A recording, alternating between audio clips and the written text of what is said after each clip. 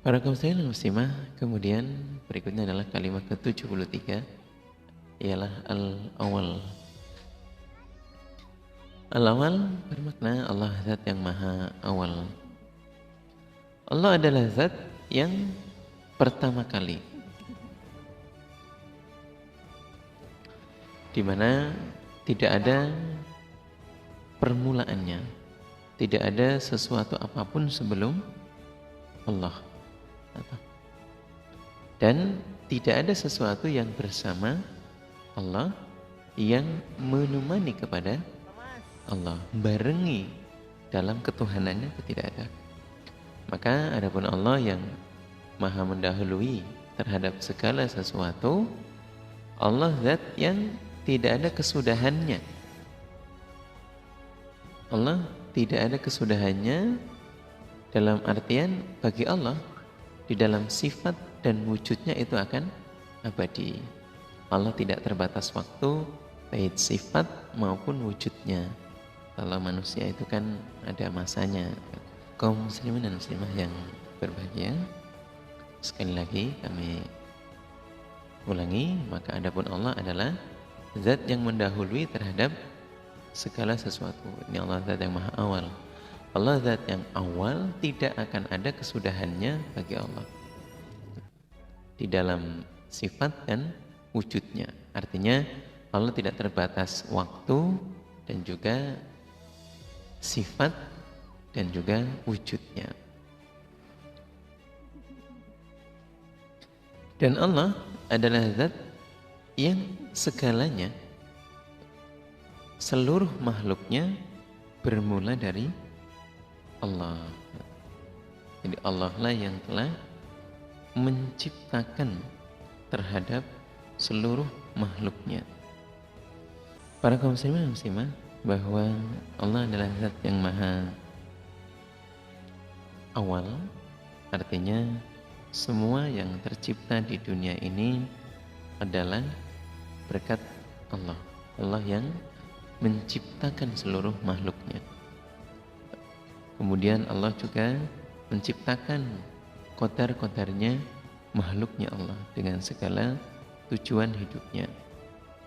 Maka di sana Allah lah yang maha pertama kali, atau Allah juga wujudnya tidak ada batasnya, tidak ada kesudahannya, sehingga betul-betul di sini Allah menjelaskan kepada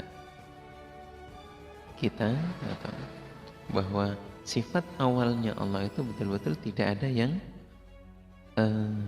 menemani, tidak ada yang membarengi. Allah maha awal, maha pertama kali di alam dunia ini.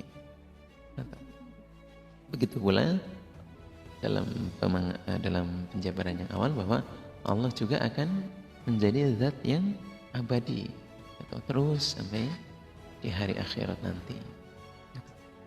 Para kaum muslimin dan muslimah yang kami hormati, berikutnya adalah ke-74, al-akhir, bermakna akhir. Allah zat yang maha akhir. Allah tadi adalah zat yang paling awal, dan ini al-akhir. Allah adalah zat yang paling akhir setelahnya segala sesuatu, di mana Allah zat yang tanpa kesudahan di dalam wujudnya Allah, tanpa batasan di dalam sifatnya. Jadi baik itu wujudnya, juga Allah di dalam sifatnya itu sangat akhir nantinya, tidak ada batasan. Maka berarti sifat terakhirnya Allah adalah akhir yang mana tanpa kesudahan. Di dalam kesempurnaan zatnya yang maha tinggi, begitu pula sifatnya Allah yang juga maha luhur. Dan kekuasaannya Allah kekal. Dan Allah zat yang semua perkara dunia, perkara agama dan perkara alam semesta sampai kepada Allah, dicatat, ditulis dan disaksikan. Dan menghadapnya kepada Allah di akhir perjalanan segala makhluknya. Nah, ini adalah sifatnya Allah zat yang maha akhir. Kata. Semua akan berkumpul kepada Allah. Kata. Sehingga dengan demikian bahwa hari kumpul, hari bertemu kepada Allah adalah ya kepada Allah itu. Allah zat yang akan menjumpai makhluknya, akan menjumpai hambanya di hari akhir. Kemudian apa-apa saja yang akan kita bawa di hari akhir, di hari yaumul qiyamah adalah bekal dari dunia. 75 Al-Dhahir. Bismillahirrahmanirrahim. Al-Dhahir bermakna zat yang tampak atau jelas. Allah adalah zat yang tidak ada yang lebih tampak atau lebih jelas daripada Allah, daripada zatnya Allah. Dan Allah maha tinggi di atas segala sesuatu, mengalahkan makhluknya. Dan luhurnya Allah dalam keadaan dan juga dalam kemampuannya. Tidak ada yang menyamai dan menyerupai atau mampu menandingi terhadap kekuasaannya Allah. Dan begitu pula bahwa Allah maha luhur, mengalahkan dan maha memaksa dalam hal ini. Allah yang maha luhur, maha mengalahkan dan juga maha memaksa. Allah maha luhur dalam keadaan, kekuasaan dan juga tidak ada yang mampu untuk menyerupai dan juga menyamai terhadap zatnya Allah. Dalam hal ini bahwa Allah zat yang maha jelas, tampak, maka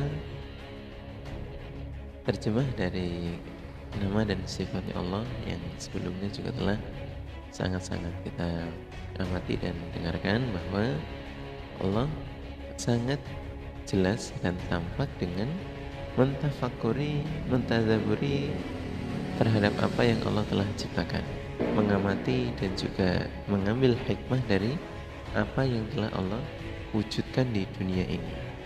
Hal itu seyogyanya, seharusnya lebih meningkatkan terhadap keimanan dan ketakwaan kita terhadap Allah, karena segala hal dan segala sesuatu itu tidak tercipta dengan sendirinya.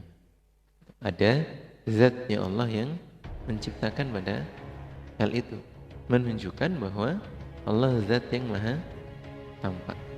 Allah tampak dengan apa yang telah Allah ciptakan yang ada di muka bumi ini.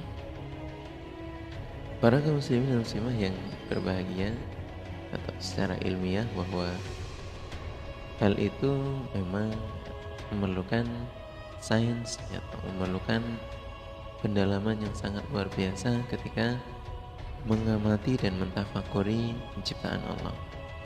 Dan sejatinya bahwa Allah telah menjelaskannya di dalam Al-Quran. Contoh-contoh yang sangat luar biasa adalah bagaimana penciptaan diri manusia, bagaimana Allah menyusun atau rangka manusia dengan darahnya, dengan tulangnya, dengan urat-uratnya, dengan memberi ruh di dalamnya, atau menyusun letak dari pernafasannya, hatinya, jantungnya, otaknya, dan kemudian Allah memberikan akalnya, hawa nafsunya, ruhnya. Jadi semua hal itu adalah hal-hal yang menunjukkan betapa kuasanya dan kesempurnaannya ciptaannya Allah. Hal itu tidak terwujud sendirinya. Bagaimana proses penciptaan manusia dari alam arwahnya, kemudian di kandungan ibunda kita sampai dengan lahirnya. Jadi masa-masa proses dan juga penciptaan dalam kita mentafakuri ciptaannya Allah itu seyogyanya meningkatkan keyakinan kepada Allah. Hal itu adalah proses yang Allah jabarkan di dalam kitabillah Al-Quran, dan menjadi meningkatkan keimanan kita. Para kaum muslimin dan muslimah, itulah beberapa gambaran tentang Allah Zat yang Maha Tampak. Sesuatu tidak tercipta dengan sendirinya. Ada Allah Zat yang menciptakannya. Berikutnya, Allah adalah Zat yang menampakkan dengan jelas menggunakan hujjah, menggunakan dalil-dalil alasan Allah yang bersinar. Jadi semua yang ada di alam semesta ini Allah tunjukkan dasarnya. Allah sampaikan fakta-faktanya itu di dalam kitabillah. Termasuk adanya bukti tentang kejelasan air asin dan air tawar yang bisa bersatu tanpa tercampur. Kemudian fenomena di mana api dan air bisa bergabung dalam satu area. Kemudian hal-hal luar biasa yang tercipta dengan di luar logika manusia. Fenomena petir yang selalu menyambar secara terus-menerus. Kemudian fenomena hujan yang turunnya tidak menyeluruh, hanya di satu area. Atau musim yang selalu tidak berubah sepanjang masa, dingin terus. Dalam kitabillah maksud Nabi bahwa semua itu Allah telah sampaikan hujahnya. Hanya cara kita menemukan terhadap fakta dan bukti itu atau kemungkinan tidaklah bersamaan. Sehingga Allah dalam hal ini telah menunjukkan menggunakan hujjah dan dalilnya atas apa yang manusia lihat dan saksikan berupa kebesaran Allah. Berikutnya bahwa Allah adalah menambahkan dalam arti menunjukkan pada orang-orang yang dikehendaki dengan beberapa ilmu pengetahuan. Ialah akalnya diberikan kesempurnaan, diberikan pemahaman. Begitu pula tentang ilmu-ilmu atau pemahaman-pemahaman tentang ilmu dari kitabillah wa sunnati Nabi sallallahu alaihi wasallam. Jadi Allah adalah zat yang tampak, yang jelas, yang memberikan, yang menunjukkan terhadap orang-orang yang dikehendakinya tentang ilmu pengetahuan, atau akalnya Allah berikan kecerdasan, kemudian juga pemahaman tentang ilmu Quran dan juga ilmu hadis yang telah Allah berikan kepadanya sehingga mampu untuk memahaminya. Adalah zatnya Allah juga. Nah, sehingga bahwa hujah-hujah itu yang ada di dalam kitabillah wa sunnati Nabi juga telah ditanamkan atau diberikan, disampaikan, diilhamkan kepada seseorang sehingga mampu untuk memberikan dalil dan hujah atas kekuasaan Allah. Nah, itu adalah zatnya Allah yang maha tampak, yang maha jelas, kemudian memberikan apa yang menjadi hujah dan dalilnya Allah di dalam ilham seseorang untuk memberikan pemahaman. Itu adalah maha besarnya Allah di sana. Berikutnya bahwa yang terakhir dalam pemahaman ini, Allah adalah zat yang zahir, yang memenangkan agama ini dan juga memenangkan pemeluk agamanya Allah di atas segala agama. Jadi wajarlah saja dan sangat hak bagi Allah untuk menolong terhadap orang-orang Islam dan juga agama Islam, dinul Islam wa ahli. Jadi bahwa Allah adalah zat yang memenangkan terhadap orang-orang yang menetapi terhadap agama Islam dan juga memenangkan terhadap agama Islam di atas seluruh agama.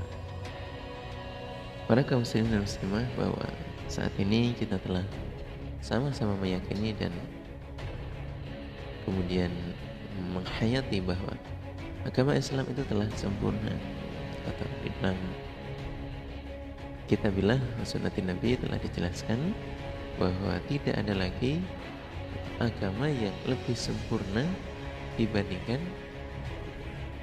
agama Islam.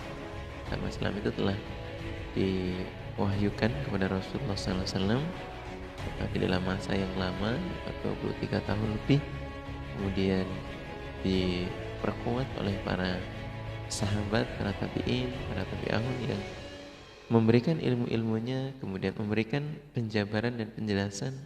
Begitu pula para ulama-ulama yang termaktub dalam kutubus sitahnya, yang telah menulis dan merangkum semua penyampaian dari guru-guru besarnya, para ahli ilmunya.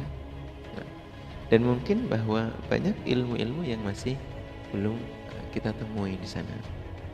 Sehingga dalam talabul ilmi, dalam mempelajari ilmunya Allah ini tidak ada batasan, bahwa mencari ilmu itu dari mulai kita sejak ayunan sampai menuju ke liang lahat. Jadi tidak ada batasnya, karena ilmunya Allah sangatlah luas dan kita harus menyempurnakan apa yang telah kita ketahui. Dalam hal ini bahwa Asmaul Husna juga memiliki pemahaman tentang nama-nama dan sifat Allah. Ya, barangkali banyak dari kita yang menemuinya, menjumpainya, memahaminya itu tidak sejak dari dahulu.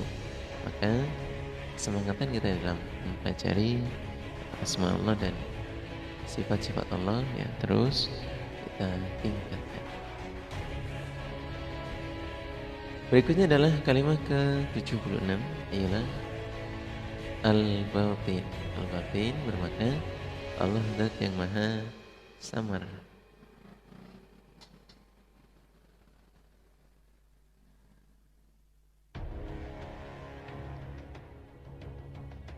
Para kaum muslimin dan muslimah yang berbahagia, Al-Batin ialah Allah Zat yang bermakna samar. Allah adalah Zat yang beraling-aling atau menutup diri dari makhluknya. Jadi ada tabirnya Allah, sehingga Allah tidak dilihat atau tidak diketahui oleh pendengaran manusia, tidak dilihat, tidak diketahui oleh penglihatan manusia secara lahiriah, secara hakiki. Dan penglihatan dan juga pendengaran manusia tidak bisa untuk mencapai atau mengetahui secara detail, gamblang, jelas tentang keadaannya Allah, tentang wujudnya Allah itu. Jadi indera kita itu dibatasi oleh tabirnya Allah. Nah, hal itu karena keagungan, kesempurnaan dan kedudukan milik Allah yang sangat-sangat sempurna dalam memberikan tabir untuk manusia, dan juga maha sempurnanya Allah dengan segala kesombongan yang Allah miliki. Para kaum muslimin dan muslimah yang berbahagia, bahwa sejatinya bahwa hal ini ditujukan untuk atau mengandung hikmah, bahwa Allah Zat yang beraling-aling, yang menutup diri, yang memiliki tabir, sehingga di alam dunia ini kita tidak mampu untuk melihat terhadap Allah. Dan dalam riwayat hadis-hadis Nabi, kita bisa melihat Allah setiap hari, di mana Allah adalah Zat yang menciptakan kita, yang menjanjikan kita dengan surga dan segala kenikmatannya. Esok pada hari berjumpanya di jannah, ada jannah yang paling tinggi, surga yang paling tinggi ialah Jannatul Firdaus, di mana setiap hari kita bisa melihat wajahnya Allah. Para kaum muslimin dan muslimah, kerinduan atau kekangenan di dunia ini kita terhadap ibu kita, kita terhadap ayah kita, terhadap keluarga kita yang tidak bertemu sekian tahun saja. Ketika kita bertemu, kemudian bisa memeluk, bisa melihat, atau bisa bermuajahah kembali dengan keluarga kita, bahagia kita luar biasa. Beliau orang yang telah melahirkan kita atau dari kecil sampai kita bertemu dan berpisah sekian lama, bertemu lagi ya senang. Begitu pula dengan kerinduan kita kepada Allah. Atau kita adalah keturunan Nabi Adam yang sangat jauh masanya untuk bertemu dengan Nabi Adam saja, sangat lama, sangat jauh. Kemudian apalagi dengan Allah yang telah menciptakan kepada seluruh manusia, di mana manusia dari alam arwah mengambil janji, kemudian di alam dunia diingatkan dengan takdir penciptaannya, diingatkan dengan wahyunya tentang tujuan hidup manusia. Kemudian kita yang sadar akan kembali kepada Allah, yaitu untuk menghadap kepada Allah, berjumpa dengan Allah, dan selamanya itu kita akan menetap di sana. Bagi orang-orang, bagi hamba Allah yang qadarnya baik akan tinggal di dunianya Allah, di surganya Allah, dan bagi orang-orang yang ditakdirkan atau celaka maka hidup di dalam nerakanya Allah. Jadi umpama di dunia kita tidak mampu untuk melihat terhadap Allah, karena memang Allah lah yang maha samar al-batin ini, yang mengaling-alingi atau zatnya terhadap kita, sehingga kita tidak bisa melihat secara gamblang. Itu ya semuanya karena kehendaknya Allah, keagungannya Allah. Dan Allah sendiri memberikan ilhamnya untuk mengingatkan kepada hambanya. Untuk dalam riwayat Rasulullah mengingatkan bahwa tafakkaru fi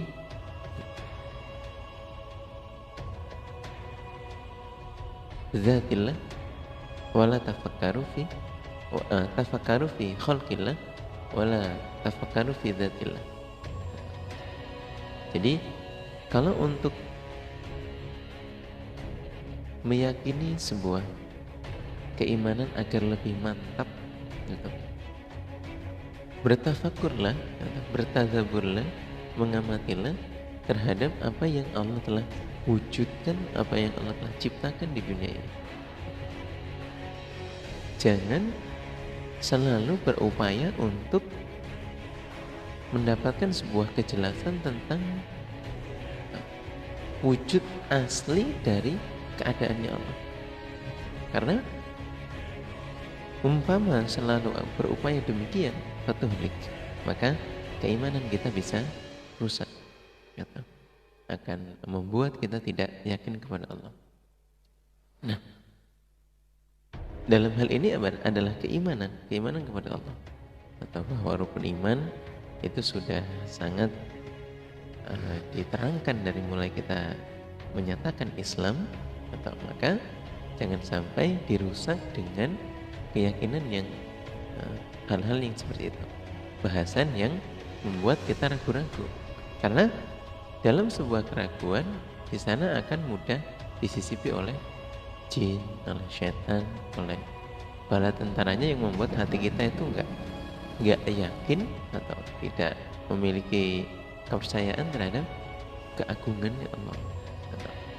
Kemudian ketika kita berupaya demikian, atau kita akan dibawa jauh dari ayat-ayatnya Allah, dan kita bilang yang telah banyak menjabarkan banyak kekuasaan Allah yang luar biasa ya. Peraturan hukum Allah yang sempurna itu akan dijauhkan dari pemahaman kita. Maka di sini riwayatnya mengingatkan fakkaru fi khalqillah, selalu meningkatkan keyakinan dan keimanan dengan memahami apa yang Allah telah banyak ciptakan di dunia ini untuk membuat kita semakin yakin, mantap kepada Allah. Kalau ada keraguan, kalau ada ketidaksyukuran, maka hati-hati. Sana ada jin, ada syaitan, ada keimanan kita yang mulai luntur. Nah itu harus diingatkan kembali dirinya dan hatinya. Para kaum muslimin dan muslimah, sekali lagi dalam hal batin ini adalah nur, cahaya. Orang-orang iman itu Allah telah keluarkan dari kegelapan menuju cahaya, dari alam yang jahiliyah menuju alam keimanan. Jadi kalau orang-orang berupaya di dalam keimanannya untuk meningkatkan keimanan kepada Allah, ada hal yang harus dijaga. Ketika seseorang kemudian nurnya oleh Allah dipadamkan kembali, maka hal itu sangat mudah saja. Riwayatnya menyebutkan bahwa keimanannya manusia itu seperti halnya seorang hamba, di mana dia menjepit kedua pena di antara dua jarinya. Di mana keimanannya hamba itu seperti halnya pena yang dijepit oleh jari jemarinya Allah. Jadi sangat mudah untuk terlepas. Atau hal ini tidak bisa dipraktekkan. Atau cukup untuk kita pahami bahwa keimanan itu memang sangat mudah untuk hilang. Kalau hambanya oleh Allah nurnya dijaga, insya Allah tetap yakin dan mantap. Tapi ketika Allah menghendaki untuk mencabutnya, itu sangat mudah sekali. Atau hidayahnya dicabut, keimanannya dicabut, atau janji-janjinya oleh Allah dicabut, ya balik lagi ke zuluman, ke kegelapan. Dan itulah hal yang sangat tidak kita inginkan. Setelah kita mendapatkan hidayah, kemudian kita murtad dari agama, na'udzubillah min syarri dzalik. Para kaum muslimin dan muslimah, berikutnya adalah ke-77 kalimat al-wali. Al-wali adalah Allah yang maha mengatur. Allah adalah zat yang mengatur perkara-perkara makhluknya dan mengatur semua perkara sesuai